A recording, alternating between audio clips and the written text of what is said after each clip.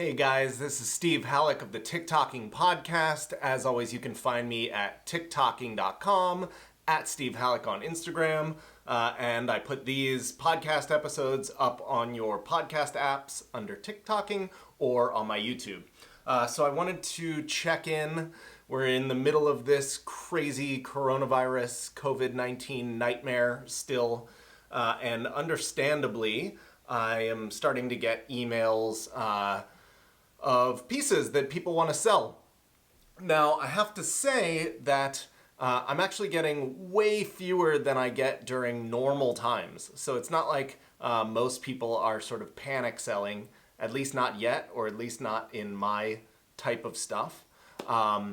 And most people are actually listening to the advice that I'm about to give you guys. However, I keep giving the same answers to the people who are coming to me, and I thought I would explain it a little bit in depth, what my sort of thought process is to the market and how I approach it as a dealer and how I would approach it a little bit differently if I were a collector.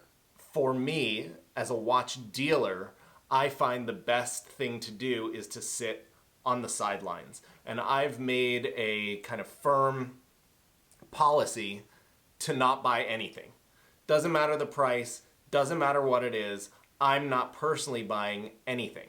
And this is for a couple reasons. Not the least of which is just behavioral. I'm bored.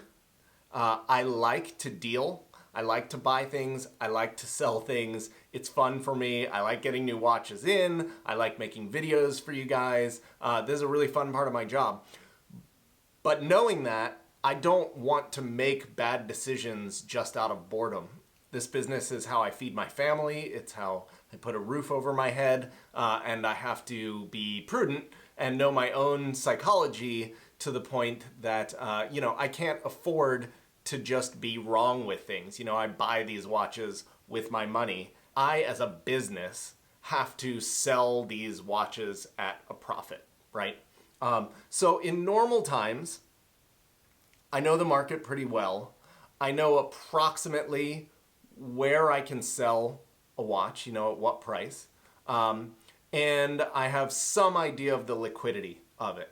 Sometimes I'm wrong. Sometimes I buy a watch that I think is going to just sell immediately the next day, and I end up having it for months. And sometimes I'm wrong in the other direction. I buy something that I have a real liquidity concern with, and it just, goes like that. So I can be wrong in whatever direction, and sometimes I'm also wrong on the price. Sometimes I think that I have a lot more margin in something than I do, and I have to kind of adjust accordingly. Now, these are pretty tight tolerances, right? I'm not an authorized dealer where they have sometimes around 50% margin, which means 100% profit possibility for them. I work on a business model that necessitates around an average of 10% or so to work. So not a lot of margin for error.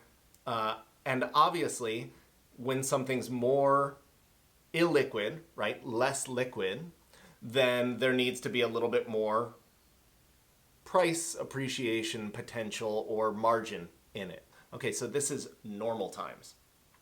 Now we have COVID-19, coronavirus, the whole world is shut inside, and we're facing an actual disaster.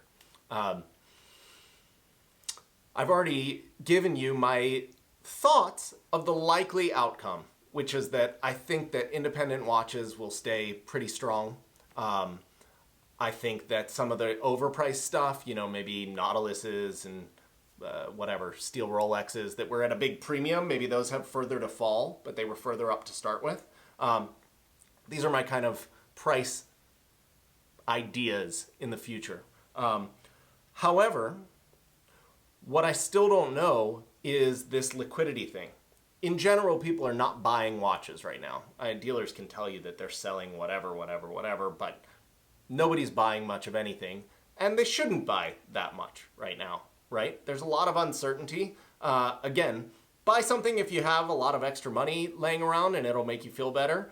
But all these people that are on the margin that, they really save up for their watches, they're not buying right now, right? So without knowing anything about that liquidity premium and without knowing really anything about the future market pricing, I can't run a business. I don't know what to pay for a watch that I may not be able to sell, to even think about selling for 2 months, 3 months, 5 months, 8 months, 18 months.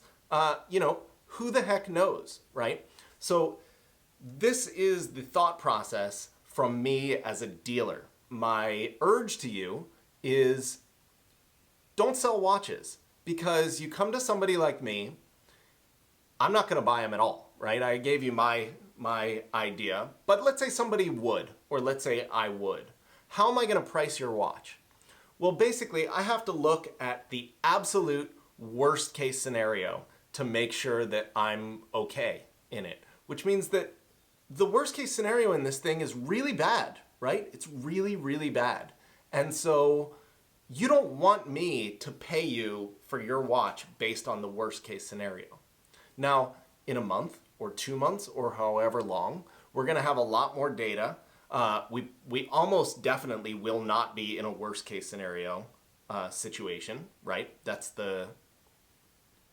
sort of the definition of a worst case scenario. It's unlikely, right? The likelihood is we're somewhere in the middle, in something that allows the market to continue, and I think will prove me right in thinking that this really, really good stuff and really rare stuff will still be really strong. I guarantee you I'll be buying watches as soon as there's some clarity in all of this stuff, and you will get a much better offer than you'll get today. And I'm telling you that applies to every other dealer, because we all look at things in the same way. We all go through the same calculations, with our own different worldviews, but everybody right now has to factor in this kind of worst case scenario thing, and it's only going to get a little bit better than that, right?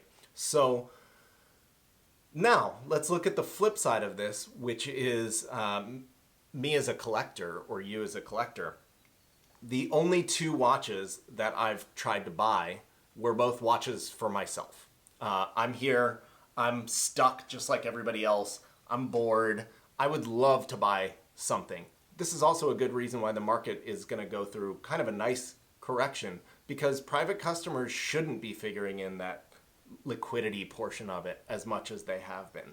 So that's going to just go away. But for right now, if you don't have to resell something, great. Try to get yourself a deal. Try to find something that is that you can buy for 10, 20, whatever percent less than you could before. If it's one of these like mainstream whatevers that are going to have to come down at some point, or try to buy, I have a couple amazing watches that would have been gone in 2 seconds if the world were normal. And right now they're like hanging around a little bit, and they're going to be gone at some point. They're unique or very rare, and they're going to be gone. And that's the end of those, right? So there is good stuff. I would buy for myself if it, within the level of what I can afford, to not change my sort of financial picture or my security in life. And I think that that's a totally reasonable thing to do right now. I'll come back later. Sorry I'm not making a ton of videos. Most of my watches are in the bank vault, and I don't have access to them right now. So it kind of sucks. Anyway, take this advice. Don't sell your watches too cheap. Hold on for a little bit. This will be over. Everything will pass. Things will be better than they are right now. Who knows how good or bad they will be, but we'll see. All right. Thanks, guys. Bye.